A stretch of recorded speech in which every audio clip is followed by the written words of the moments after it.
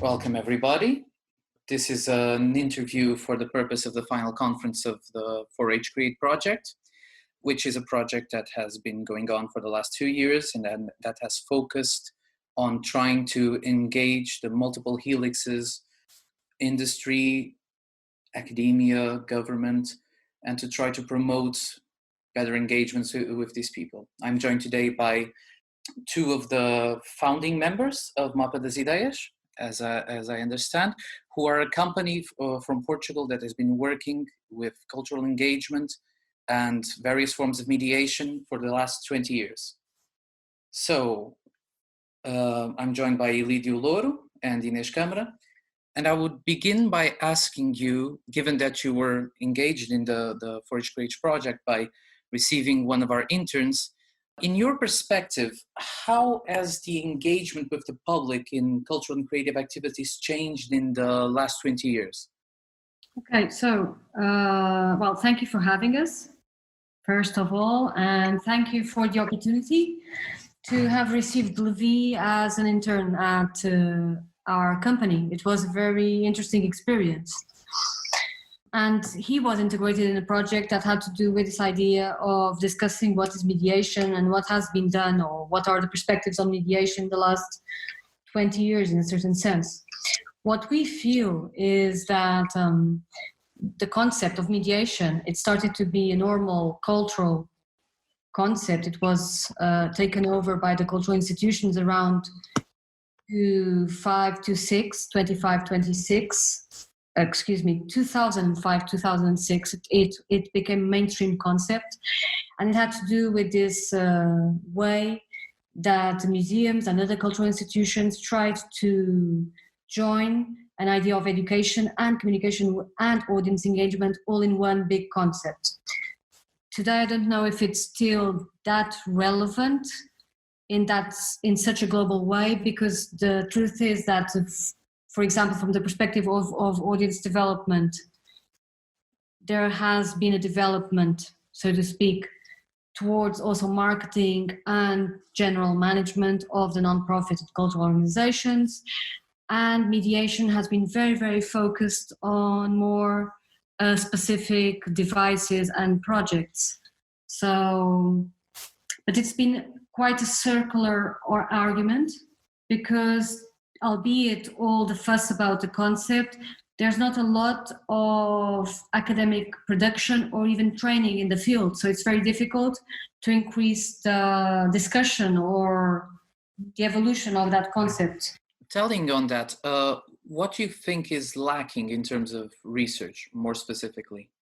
I think the problem is that the funding for research in cultural sociology and other affiliated fields has been very, very focused on how the audiences consume in a certain sense, or have cultural habits in maybe between production and consumption, because today we're also discussing that, and how they consume media, but there's not a lot of studies about how people engage, for instance, inside the museums.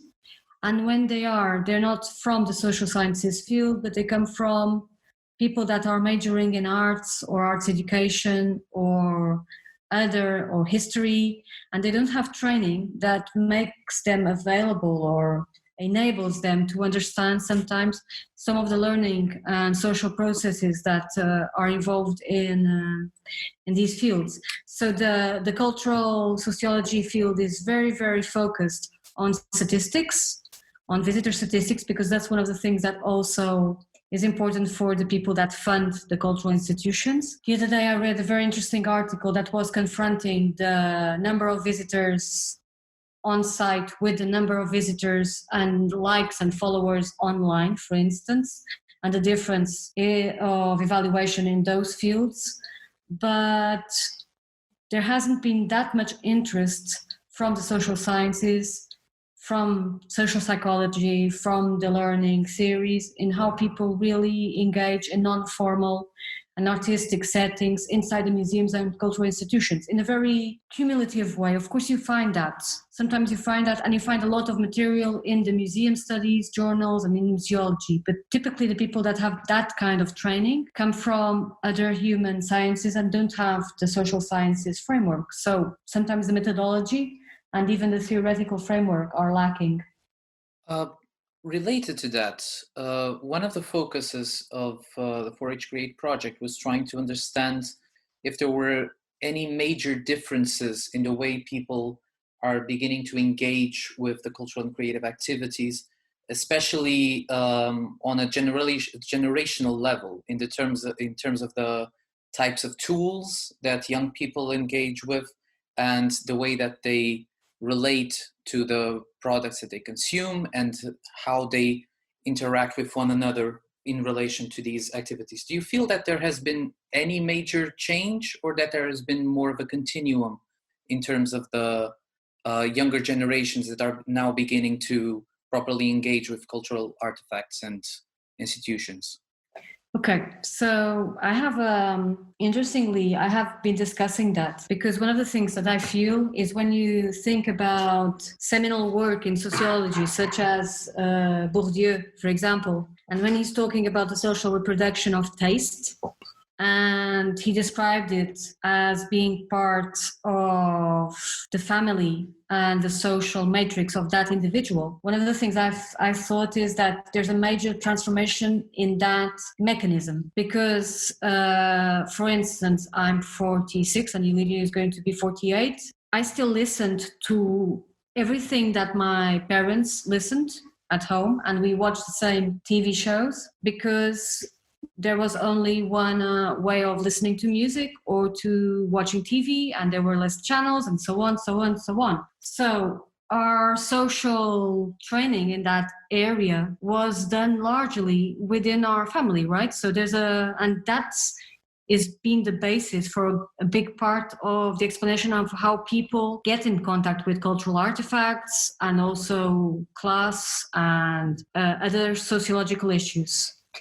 What I feel, even towards the kids that are today, well, your age, is that that's been radically different because at this point, each of us engages in their own things through our own devices. So unless we're willing or intentionally wanting to share something with the rest of the family or our friends, we really don't need to. It's not like a natural immersive experience.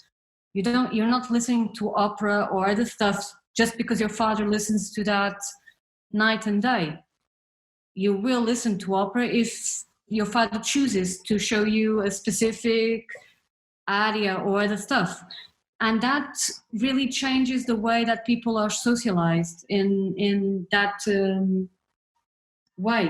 On the other hand, it's a little bit like the long tail theory.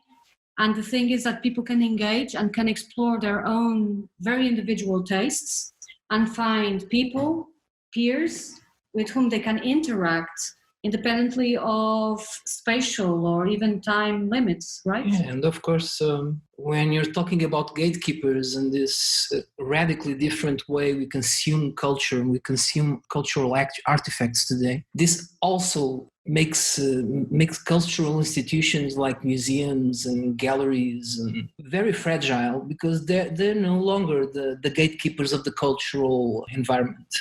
They are still very powerful and authoritative voices, but they are not recognized as the point of entry for most of the people in your generation or younger. The point of entry is something completely different, and it's probably coming from the online world or more prosaic experiences, social experiences with friends. But this big gatekeeper dilemma is a complete difference between what we experienced as youngsters and teenagers and what you guys experience today. Maybe going a bit deeper into the questions of the digital, we are now somewhat into the digital age, so we've probably shedded some of the more optimistic and more pessimistic perspectives, and I would like to ask you if you feel like speculating perhaps based on what you know, what do you feel is the main trend that we are going into in terms of the way the online is shaping all of these processes? And that's futurology. You don't want us to do that, but I can tell you right now that most people that are developing software and applications and in the digital world for cultural institutions and for this audience development world are thinking about one thing and one thing only: big data, large amounts of data that can represent a certain population, can give relevant answers to these institutions. And big data is also the direction where everything is going in the digital world. Of course, this is a very, how can I say it? This is a very hidden dimension for most people. People don't engage with what goes behind the scene of apps and software and computers and mobile phones. The fulcrum of the money transfers that go on in our economy, depending on the digital world, is big data today. Of course, I can talk a lot about the digital evolution of the interactive devices and apps and software and the ways people consume media today, radically different than they did 10 years ago or 20 years ago. And we can speculate a lot about what are going to be the interfaces that we're going to use, what those interfaces can mean inside an exhibition, virtual or a physical museum experience, or any other cultural institution, even in the performative arts. Very interesting things are being developed and done today, but I don't think that's the main driver of what's going to change. I really think that what's going to be the main driver, it's going to be big data and what it's going to mean to most of these institutions and to where the money is going to flow, either public or private. And the other stuff is that while we had fewer information or lesser information or more mainstream access to stuff, it's very easy for people to live within a social bubble that's constantly reinforced by the production or an analysis of their own algorithm. So instead of challenging preconceptions, sometimes we are in a cycle that many people are not aware of reinforcements of beliefs, of habits, of lesser interesting activities. So that will be also an interesting thing to analyze. Okay, and related to that, and coming back to one of the things we said earlier, you received the Levy, which in the context of the internship, and you said that in a way he was trying to think about audience development. Could you tell us a bit about the experience, just briefly contextualizing what he did? I know that he also developed a series of podcasts with a number of people from the Portuguese cultural medium. Could you give us a brief outline of the experience, what you felt were the main advantages of it, the main disadvantages? It was very interesting because Mapa was created because there are people in the museums and in the cultural institutions. So in a certain sense, we're advocates for the people. We're not experts in the collections or in the artistic performances. We are working within the cultural institutions for the people that visit and that interact and that they need them, because we really think that if a cultural and artistic organization is not socially relevant, well, so maybe it shouldn't exist, because that's their mission. ethos, their mission. And it was very interesting because Levy comes from a very different, I wouldn't say opposite because it would be a reduction and it wouldn't be interesting, but a very different point of view, because he comes from the artistic production standpoint. So performative arts. Performative arts, yeah. It's a theater and cinema man. So he's very interested in the artistic object and the artistic work. And it was very interesting because the first time we had a meeting arranged by you, we spent like 3 hours talking because we couldn't agree in 90% of the things that we said, and we can't agree right now. And I think that was the beauty of the project, was we realized that we were coming from completely opposite perspectives, and we could do this project together because it would be a project that would be very interesting to learn from others. And even in the way we selected the guests and are still selecting them and recording them, we really tried to get very different standpoints. And when we were building the interview guidelines and that stuff. Yeah, because our initial conversation with Levi ended up trying to get around all these differences between us, all these points of views, and trying to get to the bottom of what really mediation is to different sectors of the cultural world. Because when we talk about the mediation work done inside a museum, we are actually talking about something a bit different from what someone from the performative arts thinks mediation is. And then it struck us that maybe it would be quite interesting and even illuminating if we could talk to a lot of people from a lot of different parts of the cultural sector, from the performative arts, from the governing bodies, from the museums, from other types of cultural institutions, and to take up this really tough question of what mediation really is. Where is the place of mediation in their activity, in their world, and how they confront it with the meaning of the different meanings mediation has in respect to other types of cultural activities. So that was the starting point of it all. Then with Levi, we had a limited time frame to work with him because of the internship.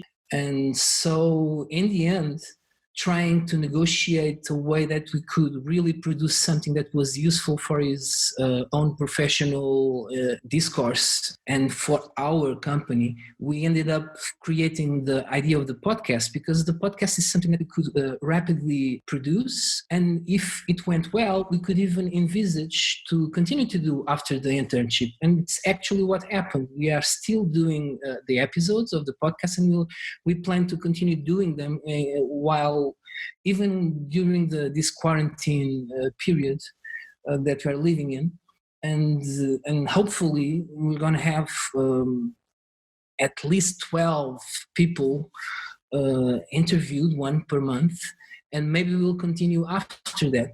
So that's it, basically. Yeah. Inês, Ilídio, thank you very much. And pronto, e agora dá para parar de gravar porque... Okay.